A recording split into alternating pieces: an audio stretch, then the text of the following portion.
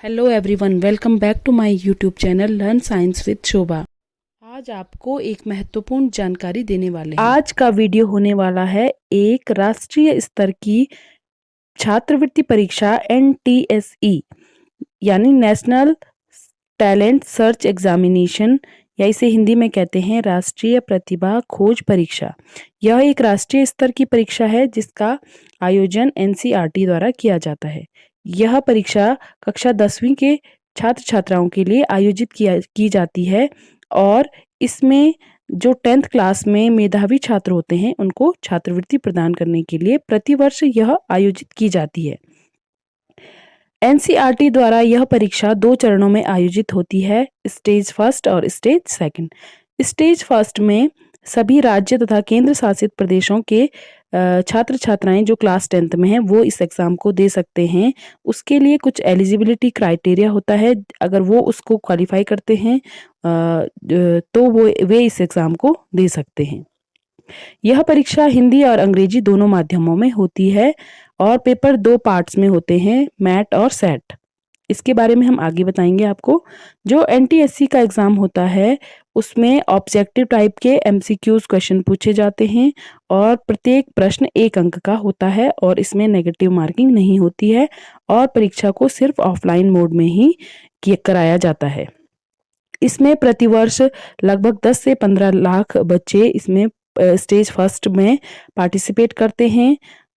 वे participate करते हैं जिनके जो जनरल छात्र छात्राएं होती हैं जिनके क्लास 9th में 60% से ऊपर मार्क्स होते हैं, या जो रिजर्व कैटेगरी के होते हैं उनके यदि 55% से ऊपर मार्क्स होते हैं तो वो ही उसमें पार्टिसिपेट कर सकते हैं। यह परीक्षा और इसको जो फॉर्म होता है वो ऑनलाइन इसकी जो साइट होती है वहां से भरा जाता है, लेकिन परीक्षा को ऑफलाइन मोड में कराया जाता है और इसकी ऑफिशियल वेबसाइट है ntse.ncert.gov.in।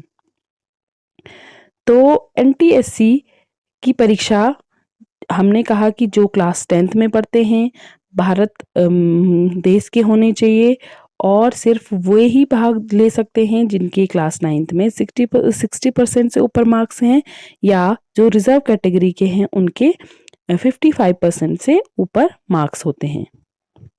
अब इसमें हमने कहा कि जो स्टेज फर्स्ट होता है उसमें mental ability test and set scholastic ability test 2 भागों में 2 पेपर इसमें होते हैं। इसमें प्रत्येक मैट भी 100 नंबर का होता है और सेट भी 100 नंबर का होता है। जो मेंटल एबिलिटी टेस्ट होता है उसमें मानसिक, तार्किक, बौद्धिक क्षमता आधारित क्वेश्चन जैसे शाब्दिक अशाब्दिक प्रश्न आते हैं, जबकि जो सेट होता है उसमें साइंस, मैथ्स और सोशल साइंस के 9th क्लास और 10th क्लास के सिलेबस से प्रश्न होते हैं। अब आप यहाँ पर देखिए कि जैसे मैथ 100 नंबर का होता है उसमें क्वेश्चन भी 100 होते हैं और 2 घंटे का यह पेपर होता है।